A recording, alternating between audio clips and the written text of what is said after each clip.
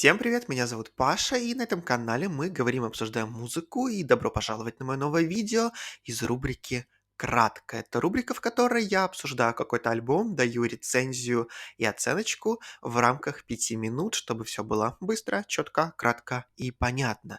И сегодня у нас на очереди дебютный альбом группы Boy Genius под названием The Record. Не теряем лишнего времени и поехали.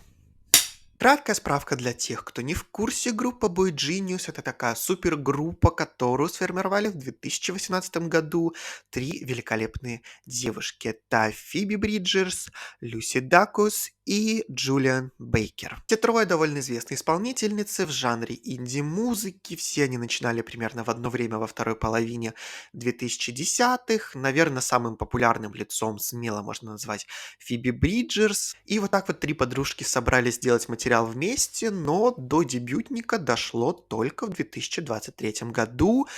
И я считаю, что как дебютная работа она выдает абсолютно все, что тебе может понадобиться. Это очень интересное сочетание довольно похожих, но в то же время абсолютно разных артисток, разных личностей, которые вместе соединили, чтобы попробовать и сделать что-то интересное, и у них получилось. Обычно, когда самостоятельные артисты, которые занимаются своим сольным материалом, собираются вместе, то начинается вот некая игра в кто лучше, кто кого перепоет, кто будет доминировать, кто нет. И у группы Boy Genius получилось совсем наоборот. Они все настолько органично вместе сплелись. Они все, в общем-то, хорошие, уважаемые авторы, и каждая при этом принесла что-то свое. Та же атмосфера Фиби Бриджерс, те же более такие жесткие вайбы местами от Люси Дакус. И несмотря на то, что вокруг куча тем о депрессии, самобичевании, какой-нибудь любви, девушки выбрали написать альбом друг о друге, о своей дружбе, о взаимоуважении, о респекте. И за счет этого это кажется чем-то свежим, чем-то новым.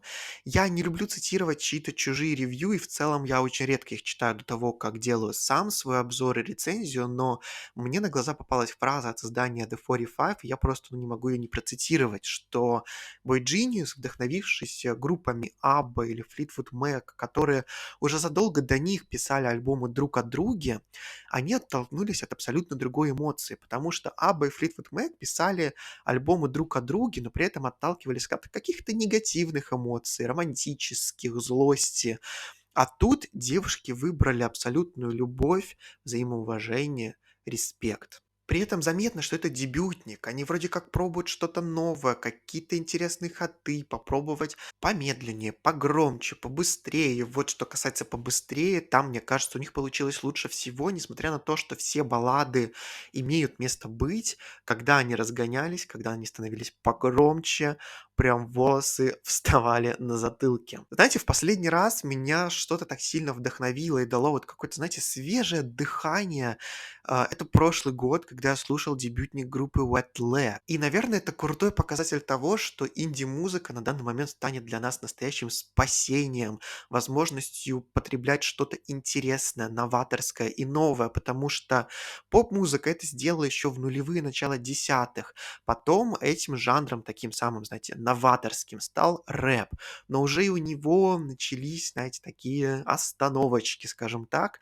И мне кажется, пришло время инди, и это здорово. Пластинка The Record насыщенная, интересная, наполнена крутыми текстами, интересными аранжировками, в которые все вплетается и сплетается вместе и звучит просто потрясающе. Я считаю, что это альбом, на котором нет ни одной лишней песни, где все получилось четко, расписано и абсолютно как надо. Что касается любимых песен, как я и говорил, мне больше нравилось там, где они разгонялись, становились чуть громче и быстрее. Это, допустим, трек $20, это Not Strong Enough, это Satanist. Также мне очень понравилась песня Emily I'm Sorry и True Blue, но, опять же, скипов на альбоме нет. И беря все это во внимание, я хочу поставить дебютному альбому Boy Genius The Record оценку 8,5 из 10. Ну и жду, конечно же, ваши комментарии, как вам их альбом. Если еще не послушали, идите слушать, потом вернетесь в комментарии. Мне всегда интересно пообсуждать, посплетничать, что вообще как вам.